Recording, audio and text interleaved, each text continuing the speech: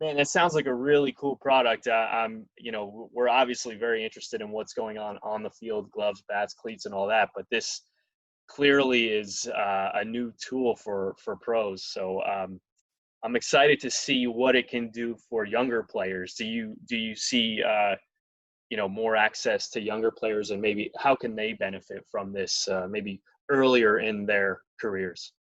Yeah, I mean, I think just training yourself to recognize pitches. I mean, you think as a hitter, when you're going well, you're seeing that everyone talks about. You just look at the interviews, go read the quotes. Like, I'm just seeing the ball well. The game slowed down. I think that just training your eyes to see that spin, to see where a curveball has to start, to see where a slider has to start, see what fastball to swing at, and then making those you're just training. That's all you're doing. And that, what baseball's kind of so different. You have to have those minor leagues.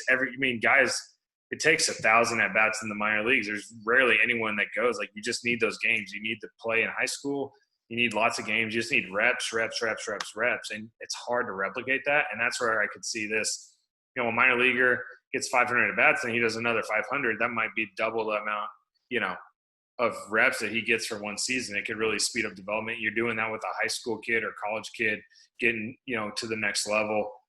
The strike zone, as we know right now, I mean, that's just such a telling indicator of success. It's what a lot of these teams are looking at, analytics, and what pitches are you swinging at. So I think the fact that it kind of works on the skill that a lot of teams have kind of switched to, wanting their players to swing at the right pitches.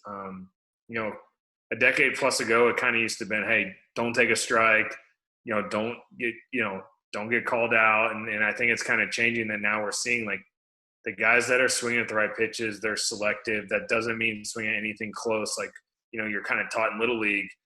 So it's kind of hard to change your mindset from swing at everything to now all of a sudden you get in professional baseball and now you got to shrink the zone, especially when you get to the big leagues. Like, you're trying to hit everything, you're not going to hit anything. Yeah. And so I think this is a way where it can kind of start to teach guys that, especially not in a game mode. I think that's hard to learn.